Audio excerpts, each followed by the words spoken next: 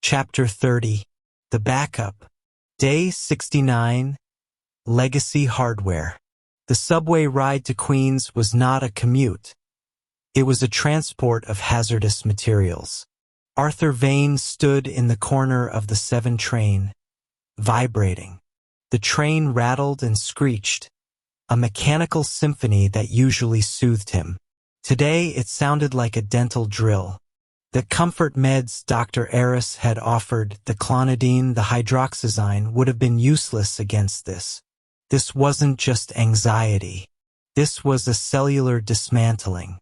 His skin felt too tight for his body. His sweat smelled like vinegar. He got off at 46th Street. The sunlight was blinding. He walked the 3 blocks to the row house. It was a brick structure that had been subsiding into the swampy ground of Queens for 80 years. The front yard was a jungle of dead weeds and plastic bags. Arthur didn't go to the front door. He went to the alley. The service entrance was a half-height door leading to the basement. Arthur knelt in the mud. He ruined the knees of his suit pants, but they were already ruined. He checked the latch. It was rusted, the wood frame rotted. Security vulnerability. Unpatched. He pulled.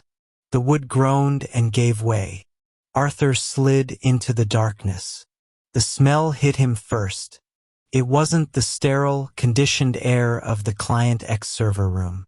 It wasn't the expensive sandalwood of the glass office.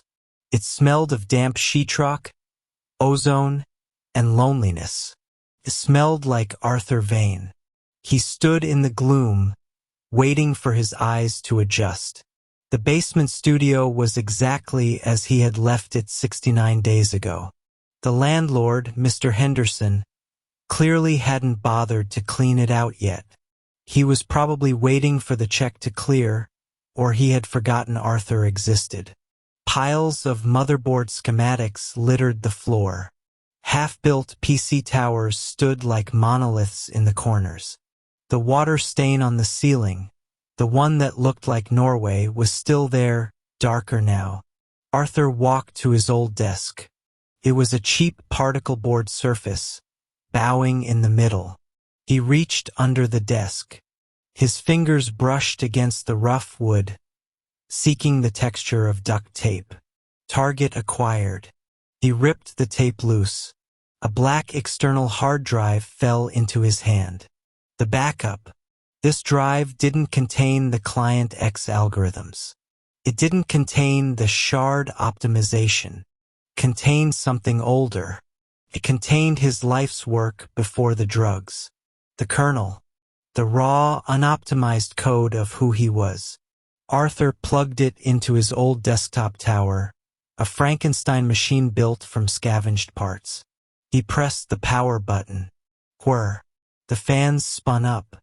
The dust of 2 months blew out of the vents, making him cough. The monitor flickered to life. Windows 7.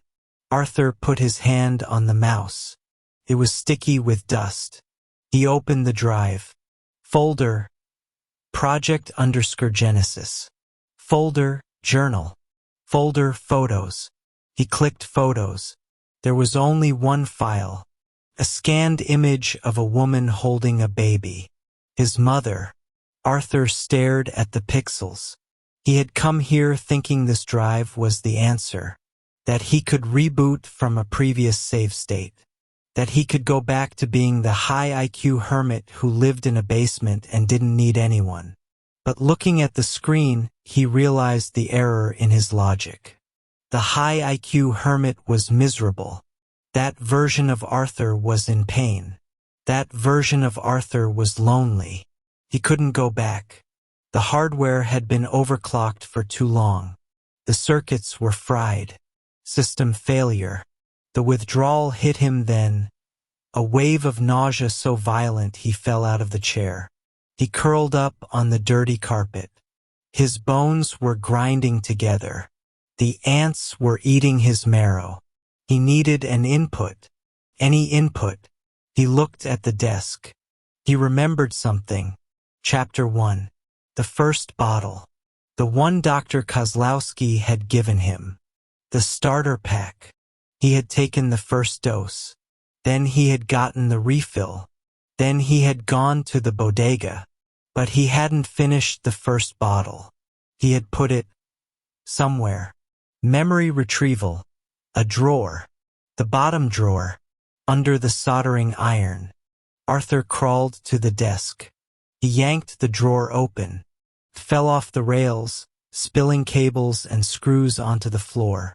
He scrabbled through the junk. And there it was. An orange cylinder. Dust-covered. Gabapentin 300 milligrams. Quantity, 30. Refills, 0. He grabbed it. He shook it. Rattle. It wasn't full. But it wasn't empty. Arthur popped the cap. He poured the pills onto the carpet. 5 pills. 1,500 milligrams. It wasn't a high. It wasn't God mode. It wasn't even a social lubricant. It was just enough to stop the screaming. Arthur looked at the yellow capsules. They looked like little bullets. He looked at the glowing monitor. The picture of his mother. He looked at the water stain. He picked up the pills. He put them in his mouth one by one. He swallowed them without water. He lay back on the floor. He watched the dust motes dancing in the light of the monitor. He was fired. He was evicted. He was a criminal. He was an addict. He was home. Restore point created. Arthur whispered to the empty room. He closed his eyes and waited for the static to fade.